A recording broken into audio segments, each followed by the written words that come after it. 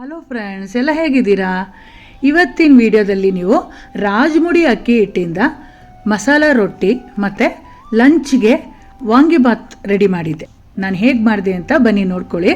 ಈ ರಾಜಮುಡಿ ಅಕ್ಕಿ ಅಂತೂ ತುಂಬ ಹೆಲ್ತ್ಗೆ ಒಳ್ಳೆಯದು, ಫೈಬರ್ ಜಾಸ್ತಿ ಇರುತ್ತೆ.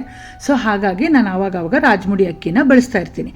ವೈಟ್ ರೈಸಿಂದ ಮಾಮೂಲಿ ವಾಂಗಿಬಾತ್ ಮಾಡಿದ್ದೆ, ರಾಜಮುಡಿ ಅಕ್ಕಿ ಹಿಟ್ಟಿಂದ ರೊಟ್ಟಿ ತಟ್ಟಿದ್ದೆ. ಮೊದಲು ನಾನು ರೊಟ್ಟಿಗೆ 3-4 ಸೌಟಷ್ಟು ರಾಜಮುಡಿ ಅಕ್ಕಿ ಹಿಟ್ಟನ್ನು ತೊಗೊಂಡಿದ್ದೀನಿ. ಇದು ಬಂದು ಡೈರೆಕ್ಟಾಗಿ ಅಕ್ಕಿನ ಬೀಸಿಸಿ ಹಿಟ್ಟು ಮಾಡಿರೋದಲ್ಲ. ಅಕ್ಕಿನ ಚೆನ್ನಾಗಿ ತೊಳೆದ್ಬಿಟ್ಟು ನೆರಳಲ್ಲಿ ಒಣಗಾಕಿ ಆಮೇಲೆ ತೊಳೆದ ಅಕ್ಕಿ ಹಿಟ್ಟು ಅಂತಾರಲ್ಲ, ಆ ಥರ ಮಾಡಿಸಿರೋ ಹಿಟ್ಟಿದು. ಅದಕ್ಕೆ ಈರುಳ್ಳಿ, ಹಸಿಮೆಣಸಿನ್ಕಾಯಿ, ಕೊತ್ತಂಬರಿ ಸೊಪ್ಪು, ಶುಂಠಿ ಮತ್ತು ಜೀರಿಗೆ, ಸ್ವಲ್ಪ ಎಳ್ಳು, ಫ್ರೆಶ್ಶಾಗಿ ತುರಿದಂಥ ತೆಂಗಿನಕಾಯಿ ತುರಿ, ರುಚಿಗೆ ತಕ್ಕಷ್ಟು ಉಪ್ಪು ಎಲ್ಲ ಸೇರಿಸ್ಬಿಟ್ಟು ರೊಟ್ಟಿ ಹಿಟ್ಟು ಅದಕ್ಕೆ ಕಲಿಸ್ಕೊಂಡಿದ್ದೀನಿ. ಸ್ವಲ್ಪ ತೆಳುವಾಗೆ ಕಲಿಸ್ಕೋಬೇಕು, ಯಾಕಂದರೆ ನಾನು ಇವತ್ತು ಡೈರೆಕ್ಟಾಗಿ ಕಾವಲಿ ಮೇಲೆ ತಡ್ತಾ ಇಲ್ಲ. ಈ ಥರ ಪಾರ್ಚ್ಮೆಂಟ್ ಪೇಪರ್ ಅಂತ ಸಿಗುತ್ತೆ ಆನ್ಲೈನಲ್ಲಿ, ಸೂಪರ್ ಮಾರ್ಕೆಟ್ಗಳಲ್ಲಿ ಸಿಗುತ್ತೆ.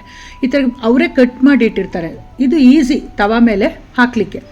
ಒಂದೊಂದು ರೊಟ್ಟಿ ತಟ್ಟಿ ಬಿಸಿಯಾಗಿ ಸರ್ವ್ ಮಾಡ್ಬೋದು. ನೀವು ನೋಡಿ ಎಷ್ಟು ಈಸಿಯಾಗಿ ಬಂದ್ಬಿಡುತ್ತೆ ಗೊತ್ತಾ. ನೀವು ಅವರೆಕಾಯಿ ಸೀಸನ್ ಆಗಿರೋದ್ರಿಂದ ಅವರೆಕಾಯಿ ಹಾಕಿ ಕೂಡ ಮಾಡ್ಕೋಬೋದು. ತುಂಬ ಚೆನ್ನಾಗಿರುತ್ತೆ ಮತ್ತು ತುಂಬ ಫೈಬರ್ ಇರುತ್ತೆ ಈ ರಾಜಮುಡಿ ಅಕ್ಕಿಲಿ. ಮಾಮೂಲಿ ವೈಟ್ ರೈಸಿಂದ ಮಾಡ್ಕೊಳ್ಳೋದಕ್ಕಿಂತ ಈ ಥರ ರಾಜಮುಡಿ ಅಕ್ಕಿಯಿಂದ ಹಿಟ್ಟು ಬೀಸಿಸಿ ರೊಟ್ಟಿ ತಟ್ಕೊಳ್ಳಿ. ಟೇಸ್ಟು ಚೆನ್ನಾಗಿರುತ್ತೆ ಮತ್ತು ತುಂಬ ಹೆಲ್ತಿಗೆ ಒಳ್ಳೆಯದು. ಓಕೆನಾ? ಈಗ ಬ್ರೇಕ್ಫಾಸ್ಟ್ಗೆ ರೊಟ್ಟಿ ರೆಡಿ ಆಯಿತು. ಈಗ ಲಂಚ್ಗೆ ವಾಂಗಿಬಾತ್ ಮಾಡ್ತಾಯಿದ್ದೀನಿ. ಇಲ್ಲಿ ಪರ್ಪಲ್ಲು ಮತ್ತು ಗ್ರೀನು 2 ಬದನೆಕಾಯಿನೂ ಸಣ್ಣದಾಗಿ ಹೆಚ್ಚಿಬಿಟ್ಟು ಒಗ್ಗರಣೆ ಕೊಡ್ತಾಯಿದ್ದೀನಿ. ಒಂದು ಪ್ಯಾನಲ್ಲಿ ಸ್ವಲ್ಪ ಎಣ್ಣೆ ಧಾರಾಳವಾಗಿ ಹಾಕಬೇಕು. ಅದಕ್ಕೆ ಸಾಸಿವೆ, ಕಡಲೆಬೇಳೆ, ಉದ್ದಿನಬೇಳೆ, ಕರ್ಬೇವಿನ ಸೊಪ್ಪು ಎಲ್ಲ ಒಗ್ಗರಣೆ ಕೊಟ್ಟು ಸಾಸಿವೆ ಸಿಡಿದ ಮೇಲೆ ಹೆಚ್ಚಿರೋಂಥ ಬದನೆಕಾಯಿನ ಸೇರಿಸಿ ಬಾಡಿಸ್ಬೇಕು. ಬದನೆಕಾಯಿ ಗೊತ್ತಿದೆ ಅಲ್ವಾ, ಬೇಗ ಬೆಂದೋಗ್ಬಿಡುತ್ತೆ. ಸೊ ಹಾಗಾಗಿ ಮುಚ್ಚಿಟ್ಬಿಟ್ಟು ಬೇಯಿಸಿದ್ರಂತೂ ಇನ್ನೂ ಬೇಗ ಆಗೋಗುತ್ತೆ.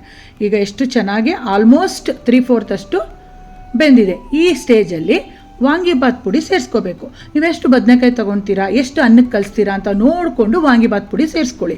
ಮನೆಯಲ್ಲೇ ಮಾಡಿದಂಥ ವಾಂಗಿಬಾತ್ ಪುಡಿ ಇದು.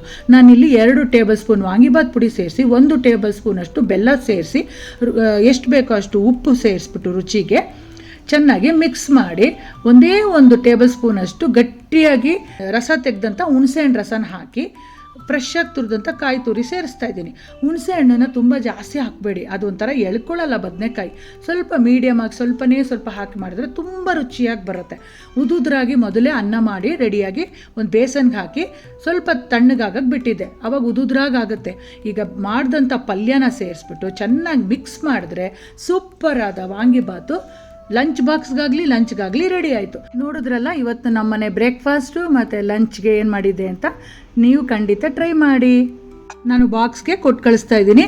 ತುಂಬ ರುಚಿಯಾಗಿರುತ್ತೆ. ನೀವು ಮಾಡಿಬಿಟ್ಟು ಹೇಗೆ ಬಂತು ಅಂತ ಹೇಳಿ ಫ್ರೆಂಡ್ಸ್. ಬಾಯ್.